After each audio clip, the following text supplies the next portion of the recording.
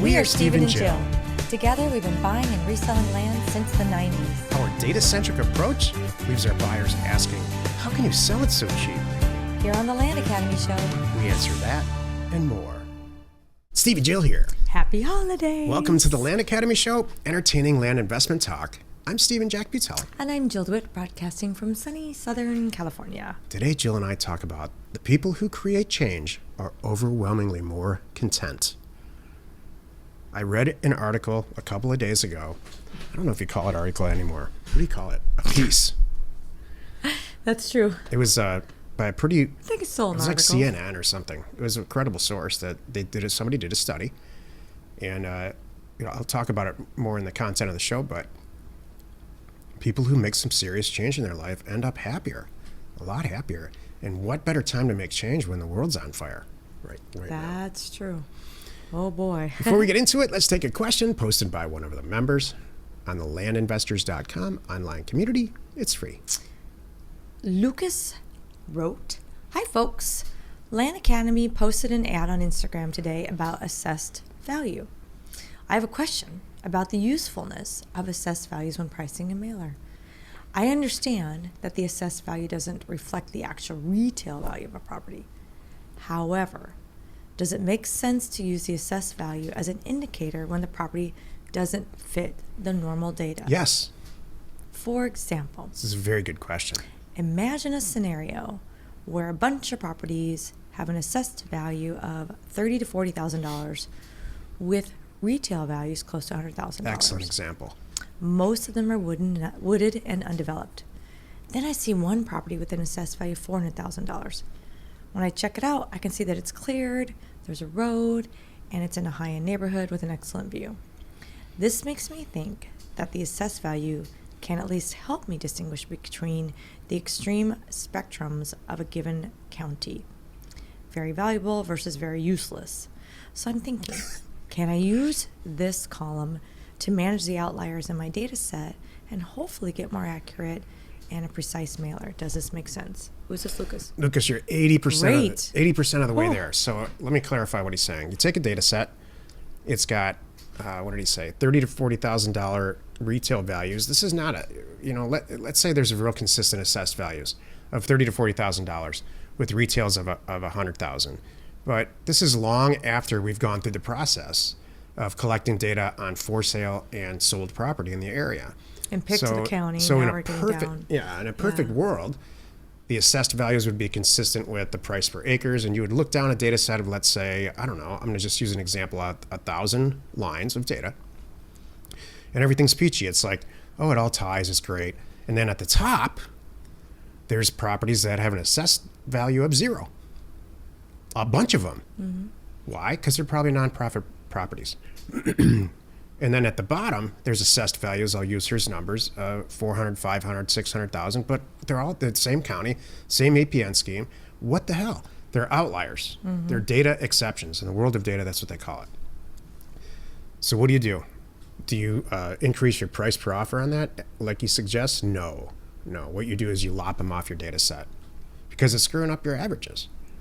If you have a 1,000-unit data set, if you have 25 to 50 with 0 on the top, and then at the bottom you have, let's say, 50 or 80 that are in the millions or the hundreds of thousands or the 50,000s even, it's going to throw your data way off. So you terminate them. So yesterday we talked about these automated pricing tools. That's the problem with that. It doesn't account for a test for reason. Mm-hmm. There's no person looking at this data saying, it's not really $500 an acre when you average it out. It's really $300. I think that these assessed values they naturally don't change much. If you're working in an area in a county, they will fluctuate very little. Every year you get the postcard that tells you what goes on. But when you have some big change like that, something triggered it. And it sounds like, they pulled permits, they cleared it, they're doing something for it. Somebody paid a lot of money for it. That would trigger a little bit of a change too. And hopefully doesn't trigger, a bunch of properties around there. So, and usually in our world, it seems like it doesn't. And that's why you get these variances. And this came up with me. It's interesting that this came up with me just the other day talking to someone on our staff. Someone had called in and was looking at buying one of our properties. They're like, well, wait a minute. It's assessed at this price and you're selling it at that price. I said, here's what you need to say next time, because this happens all the time. Okay, dear Bob, here, lucky for you, it's only assessed at this amount. When it's really worth this amount, go look around, because it's actually worth way more than that. That's because that's how we roll, what we're selling it for. So your taxes are kept down. However, if you would like me to call the county and change the assessed value to be more in line with what I'm selling for, I'm happy to do that. It's going to raise the taxes on it. I think you're nuts. And they go, oh, I didn't know that. Yes, that's the situation. By definition, the assessed value of a property is what the assessor uses to value it. And then they send those calculations to the treasurer, who sends out tax bills. That's what assessed value is. It's a means to equalize all the property in the county, assign a value to it, run some type of weird calculation, and send out a tax bill. The problem is that, and that's why there's so much discussion about this, is that every county does it different. Every single one. There's all kinds of methodologies about how to assess property to get taxes. I mean, my favorite example about assessed value is a nonprofit hospital. Nonprofit hospitals, people donate stuff to them all the time, land. Sure. And nonprofits, whether they're churches or hospitals or any type of nonprofit entity, it's usually places of worship and hospitals. After a while, in some counties, not all, they don't have to pay taxes, any property taxes at all. They're exempt. Universities too, nonprofit universities, especially Ivy League ones, don't pay any taxes. And they have huge campuses in metropolitan areas, like Harvard. No property taxes at all. So when people donate property to them, it falls under their thing, and the assessment goes to zero. And it can be very valuable property. So if you're downloading all this vacant land and you've got all these, it really throws off your data set. These automatic pricing things don't account for that. Here's another one on the other end that's very common that will throw off your data. I'm not saying this to confuse you. It's real simple. At the end of your mailer, at the end of your data scrubbing, I'm not trying to make this complicated. I'm actually trying to solve it. All you have to do is, at the end of your data, and we teach this in the education, lop off the top and lop off the bottom. Yeah. The data outliers. But in Arizona specifically, there's this thing called multi-sale. And so if I sell one property to Jill and I fill out the affidavit of property value and I submit it, the assessor gets it, and it falls in line with all the other data, I can sell 50 pieces of property to Jill and tell you how much I sold for, and that will go in every single APN slot in Arizona. It looks like I paid $100,000 for each one when I paid $100,000 for the bulk. All of them. That happens a lot. And you have to go dig a little bit, look at the document number, and that's beyond the scope of this. This is the difference between that's true. between crazy successful land investors and people that are just trying to look for an easy way to do this. Right. If you're the type of person who I just want to buy a couple of properties, I don't really want to learn how to do this. It's too complicated and it's hard, and this is not for you. Go buy some stock. Go get yourself an E-Trade account and buy and sell some stock, and or go to Vegas. Right. I have one more thing to add about this, because this comes up and it's so important. I'm glad we're talking about this. Is even the very best counties, when there are changes, let's just say, especially like here in Southern California, things are commonly going up and quickly, but the very best counties will be a year or two behind on the assessed value calculations. So there's another reason why you can't look at this and go, oh, that's what it's worth. No. In fact, if you're new, what I would do is forget about this discussion entirely. Yeah.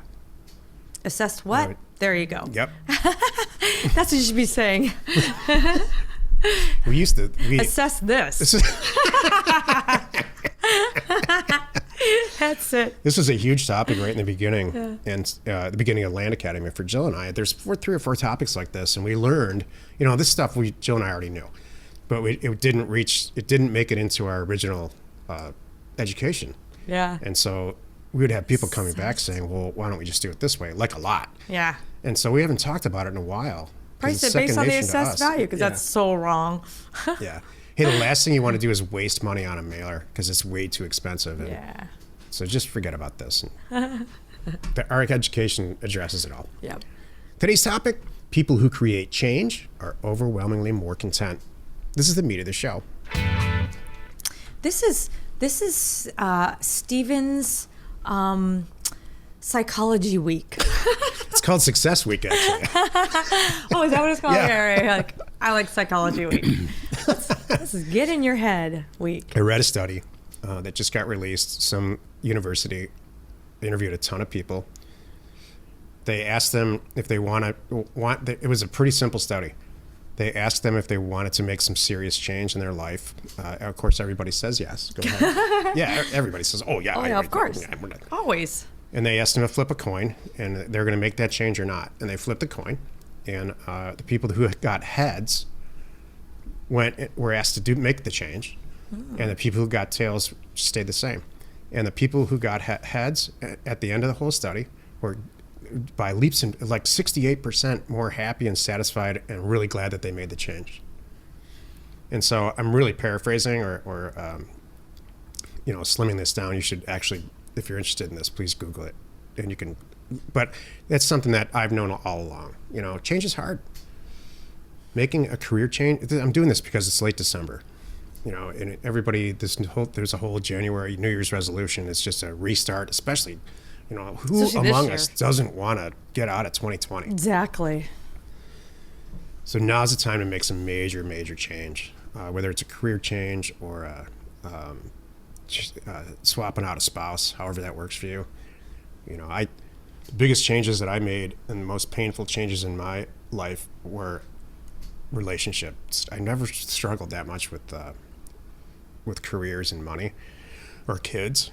It's just when someone's dragging you down, and I don't mean social relationships like you have a bad boss. I know. Until he met me. Yeah, I mean, we're in this for life, Jill. I know. Whether we want to be or not, because everybody's used to seeing us every day. Yeah, we're stuck. Great. Yeah, that's kind of funny. What happened to Jill? Don't go there. Don't bring it up. Ixnay. Don't say it. Just kidding.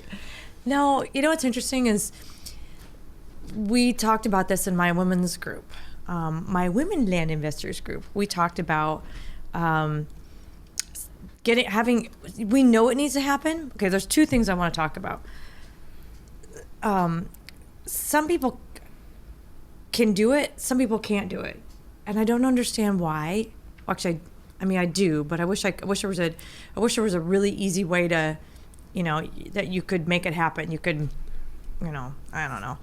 And then the other thing is, you need to do it, but you need to push. So let me back up. Every time in my life I've made some big career changes, I've always been happy. It's always worked out. Me too. Whether it's career, a move, a relationship, things like that. It's always worked out. I was going forward instead of being stuck in where I was. And I've always had people, like close friends of mine, kind of standing on the sidelines going, wow, I wish I could do that. And I'm always like, why can't you? Who says you can't do this? Oh, I'm just not you. Well, I'm not any different than you are. So I have to agree with them. You agree with them? How? Yeah, they're not you. Oh. They're not ass-kicking Jill. Thank you. Thank you. It's interesting, You're though. afraid of nothing. Well, maybe you should so here's my thoughts on this. Take a baby step change. You don't have to do what I do. Like, I've done, left the town, left the job, left the relationship all in one big swoop kind of thing. Like, if I'm going big or going home kind of thing. That's how I roll sometimes. I snap and look out. So, but you don't have to do that. If you have some changes, make baby steps. So here's my thoughts. That's what tomorrow's show's about. Oh, is it really? Okay. Okay. Can I lead? Can I give? Here's my little thoughts on this. Right now, like you said, we all want to get out of 2020 and fast, and hit the reset button on January 1. I know I do, and I'm sure most of us do. I hope. I'm a big fan of pulling yourself up by your bootstraps, click, click, click, click. That's half of our listeners. We just lost them.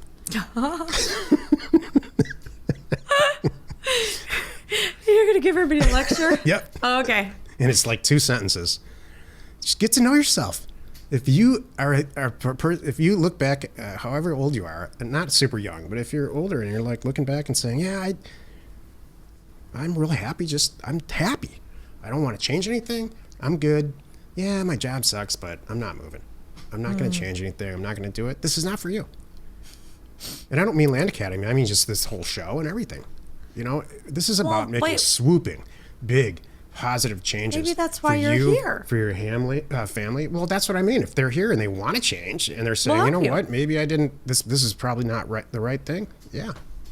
Well, just even knowing that it's possible. Maybe now's not the right time, but in 6 months it will be. You'll get to that point.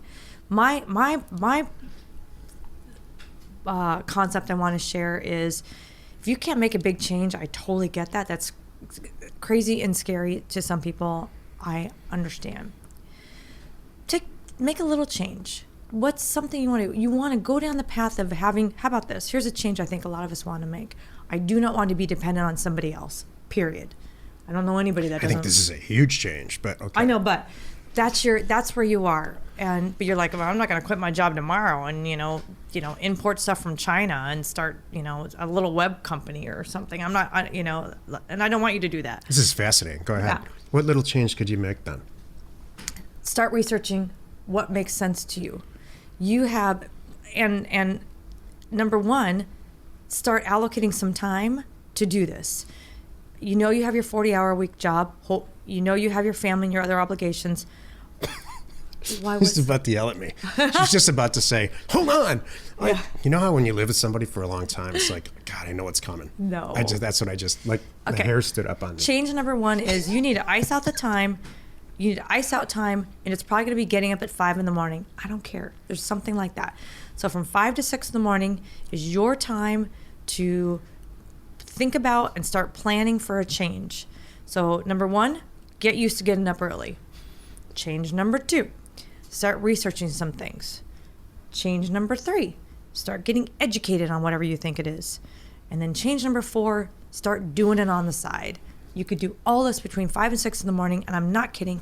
In 6 months from now, be bringing in some money, doing something else. And then you get to take a step back and go, do I like it? Do I want to do something different? Look what I've created. How do I want this to go? And by the way, you're going to be a lot happier. I mean, she's right. Taste liver pate before you say it. It's terrible. Try it, and if it's bad, this is you are outlining the book that I am 80% done with, called Stuff Your Father Never Told You, and it's making me think we should do one called Stuff Your Parents Never Told You. Oh. Because I think you have a lot to say, and I know you have a lot to say. I'd be happy to do it with you. And I think that, that'd be fun. I'm totally the dad in all this, and not in Atlantic, but I'm just the dad in our family and all that. And I'm sterner or more stern and less soft about everything. And Jill's like, just hold on, just break it up, do these things. So you're right. I think the first thing you need to do, which is fun and easy for me, and I still do it at my age and where we are financially and everything, is sit down in front of a computer or a pad of paper or whatever it makes sense to you, or whatever age you are. It might be a Mickey Mouse notebook. Sit down and write out a plan for yourself. I guarantee you, there is a plan inside of you. You just don't know about it yet. And for me, if you just write and write and write, the plan's going to come out. It might be, that you really want to get married, and that's great. That you can make that happen, as long as you do it slowly and methodically and step by step according to a plan. Right. You are really good about that. I have to compliment you, Jack. That is how, it's so funny. That's how, when we go in our separate corners, we've done this, partners go in our separate corners. What do you want to work on next year? Let's come back and talk about it. And then things like that. His way is very different from my way, and how we're going to go about it is very different. And I love that you do this, and you are right. But what's funny about us is the 5-year plan is the same and the 10-year plan is the same. But all the little paths along there, how we're doing it is all a jumbled mess. It's a classic tortoise in the hare situation. Yeah. And I'm not necessarily the hare. That's true. That's fun. Happy you could join us today. 5 days a week. You can find us right here on the Land Academy Show. Tomorrow, the episode on the Land Academy Show is called Reframing Your Money-Making Mindset. You are not alone in your real estate ambition. That's what I'm talking about. Okay. Because, again, I read a piece on this from the same source. This is what stops a lot of people from making change. Mm-hmm. Is that if you ask 10 young people, specifically men, what their definition of an entrepreneur is, they're going to say Jeff Bezos or Elon Musk. And then great. So if you ask a young basketball player who they want to be, they're going to say Michael Jordan or whatever it is now, LeBron James or whatever it is now. So look, you're never going to be LeBron James, and I'm never going to be Elon Musk. You have to reframe that mindset to make sure you get step 1 done first. Right. Just step 1, whatever it is. Then just step 2. You make $5,000 this month on one deal. Right. And then what's realistically going to happen? You miss 4 months because some stuff happened in your life. You don't throw it all away. Mm-mm. You look back on that one deal and you say, okay. Pick up where you left off. Yep. And do it again. And you're right. My baby step and your baby steps are very different, but that doesn't mean they're not equally important. That's awesome. We hope you find our content valuable, and we appreciate your support. Thank you for tuning in with us today. If you haven't already, please get on over to our YouTube channel. You're going to find my new show over there too, by the way, and hit the subscribe button. I like how you snuck that out. Thank you. Your comments and suggestions help us to create the type of content you're here for. Hitting the like button helps to support our channel's algorithm and gauge your interest for future shows. We are Steven Jill. Information and inspiration to buy undervalued property.